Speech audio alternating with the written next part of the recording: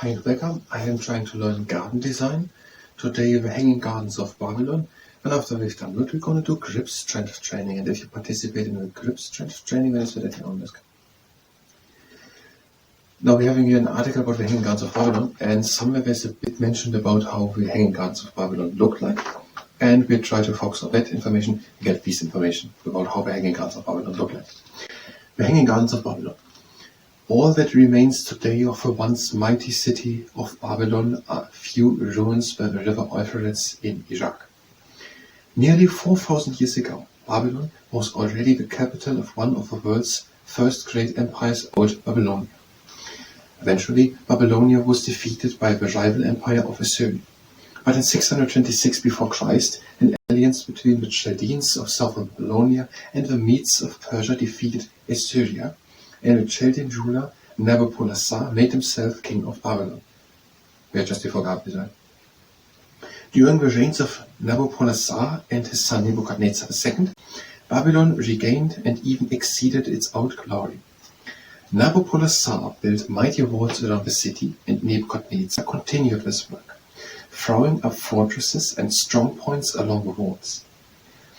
A great bridge was built across the Euphrates, and a splendid fortified royal palace arose above the city. So it's at the river Euphrates, that could be important. Near to the palace, by the banks of the Euphrates, Nebuchadnezzar built the famous Hanging Gardens, which were regarded as one of the wonders of the ancient world. Okay, Nebuchadnezzar let the Hanging Gardens built at the bank of the river Euphrates. Nebuchadnezzar's queen was a princess of his father's allies, the Medes, whose armies had helped defeat the Assyrians. According to legend, this queen, Semiramis, Nebuchadnezzar married to Semiramis, missed the hills of her Persian homeland and disliked Babylon's flatness. So Nebuchadnezzar decided to please her by building a man-made hill in the form of terraced gardens, Hanging Gardens of Babylon. Okay, Nebuchadnezzar, the Hanging Gardens of Babylon, they are in today's Iraq, we could say it. They were in the Hanging Gardens of Babylon, were in Babylon, a city which existed a couple of thousand years ago. And there, 3,500 years ago, Nebuchadnezzar II built for his wife Semiramis at the bank of the river Euphrates these Hanging Gardens of Babylon, which were terraced gardens. The Hanging Gardens rose to a height of 100 meters, nearly 3/4 of height of the Great Pyramid, and were surrounded by a reinforcing wall, 7 meters thick. Okay. The Hanging Gardens itself, at the bank of the river Euphrates, 100 meters high, and terraced gardens, surrounded by a 7-meter thick wall. They had wide marble staircases connected to the terraces. And from one terrace of his gardens, of his 100-meter high thing, one could go through marble staircases, so marble is a stone, a white stone, which were supported by rows of arches. I can't really imagine it. Here is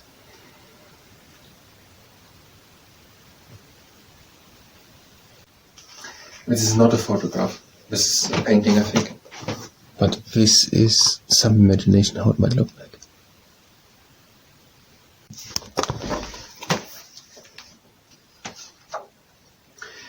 They are connected through marble staircases, over which are arched. There's arches. Rows of arches. Rows of arches. Rows of arches.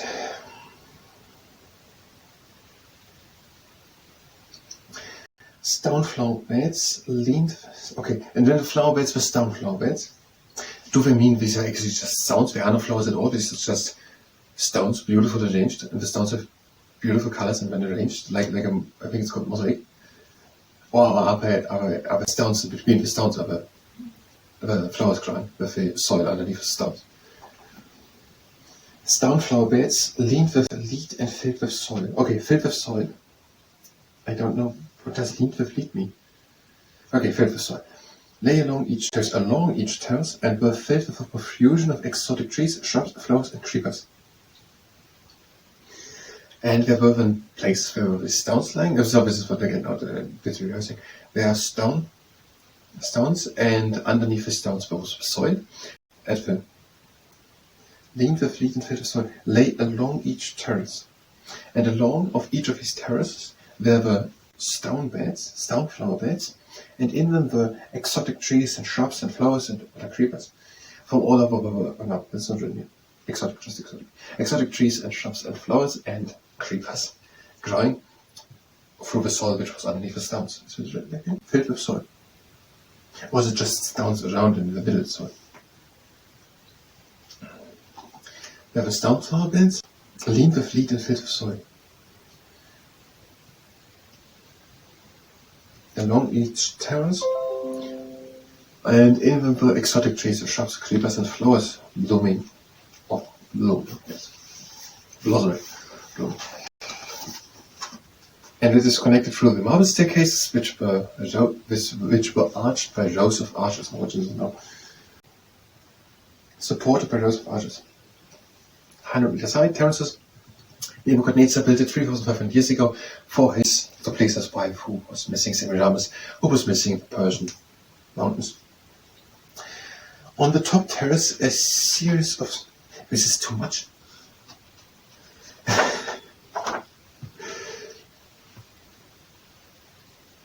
We're going to split this here. So, if you were here for garden design, you can go directly to the next part of garden design. We will do over.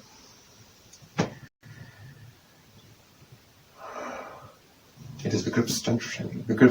If you participate in the group strength training, then this wird ja auch good in stated stance, and we're doing the spotlight fists next to us and bring them down. And we have 3 rules. The first rule is that we're stopping immediately as soon as there's pain. The second rule is that we're going only as fast as we can go with a little bit of effort, and the third rule is that we're not overdoing it.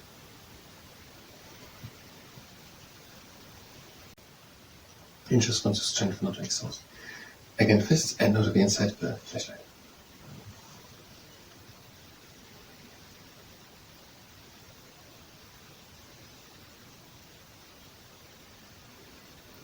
And now we're doing some arm circuits, a long arm.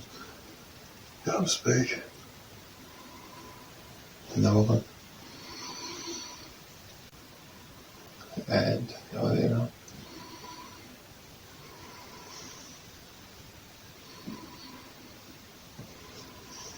And now we're doing the flail, make fists, and move your arms again around and circle the wrist. And backwards. Circle the other way around.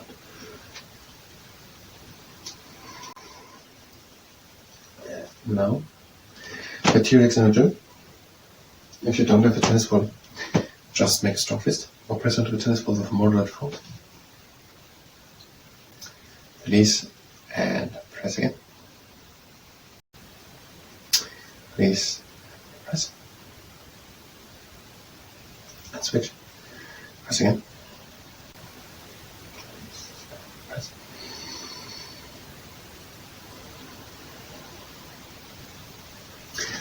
And now with frog, testing the water temperature. Hands next to us, flat hands. And now down with flat fingers. Again up, strong flat fists. And again down. Up. Down.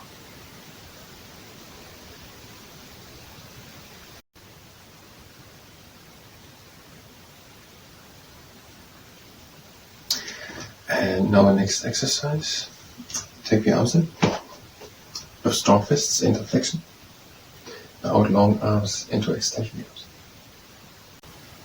Again in, strong fists flexion. And down, extension flexions.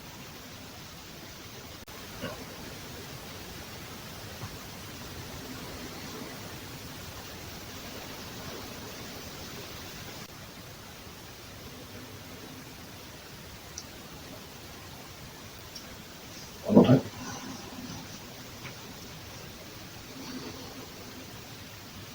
And already the last exercise.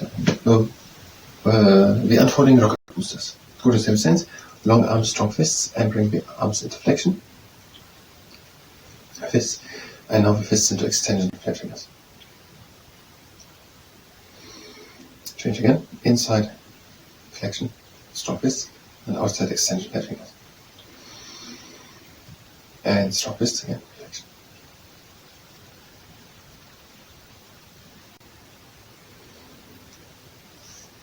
And the last time.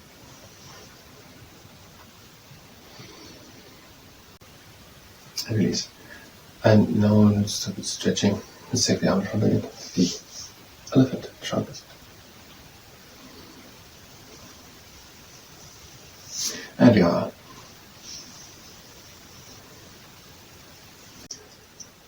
And now one. Go with moderate pressure over the middle part of the lower arm.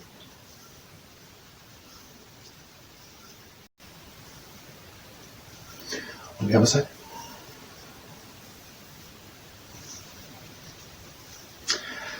And with possible grip strength training. I thank you very much, and until next time.